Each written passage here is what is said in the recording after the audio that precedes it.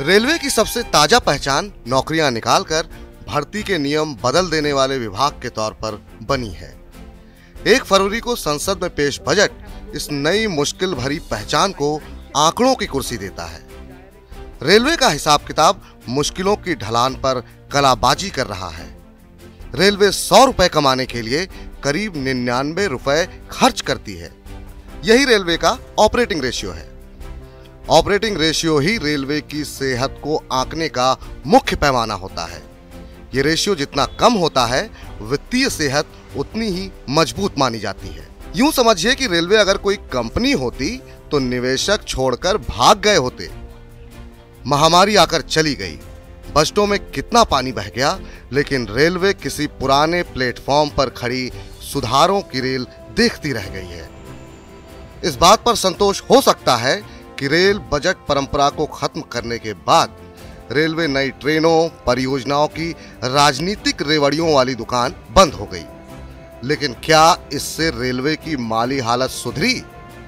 आइए रेल के खातों की रेल में सवार होते हैं।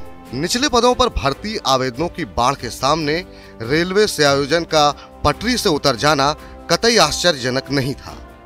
रेलवे नई लाइन बिछाने और सुविधाओं पर हर साल जितना खर्च करती है या फिर अपने सरकारी उपक्रमों में जितना निवेश करती है, लगभग उतना ही पैसा उसे वेतन, पेंशन, पीएफ पर खर्च करना होता है। हाथ कंगन को आरसी क्या। वित्त वर्ष 2022-23 में रेलवे नई लाइनें बिछाने पर खर्च 26,323 करोड़ रुपए और ग्राहक सुविधाओं पर करीब 2700 करोड़ रुपए खर्च करेगी। करीब 38,686 करोड़ रुपए का बड़ा निवेश सरकारी उपक्रमों, एसपीवी आदि में करना है।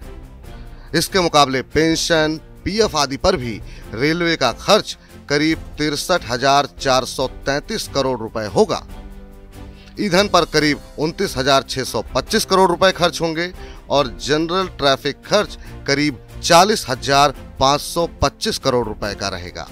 मौजूदा वित्त वर्ष में संशोधित अनुमानों के मुताबिक रेलवे को कुल 4,14,500 करोड़ रुपए हासिल हुए थे और रेलवे का कुल व्यय 4,13,625 करोड़ रुपए था। कोरोना रेलवे पर बहुत भारी पड़ा। कुल राजस्व प्राप्ति महज 2.02 लाख करोड़ रुपए रही थी। उसे सरकार से 1.17 लाख करोड़ रुपए का बजट सपोर्ट मिला था। यही नहीं, कोरोना की वजह से रेलवे को 79,398 करोड़ रुपए का विशेष लोन दिया गया था। इस बार के बजट में तो रेलवे को कोई स्पेशल लोन भी नहीं दिया गया है। रेलवे की आमदनी के स्रोत सीमित हैं। 2022-23 में रेलवे की ट्रैफिक से कुल कमाई में 20% की बढ़त का आकलन किया गया है। मौजूदा वित्त वर्ष के संशोधित अनुमान से ये करीब 20% ज्यादा होगा। अगले साल के लिए रेलवे की बैलेंस शीट में बहुत कुछ चमत्कारी नहीं है। निगाह इस बात पर होगी कि अगर यात्री और माल ढुलाई नहीं सुधरी तो रेलवे का ऑपरेटिंग रेशियो इसे पटरी पर लौटने नहीं देगा और रेलवे संकट में बनी रहेगी।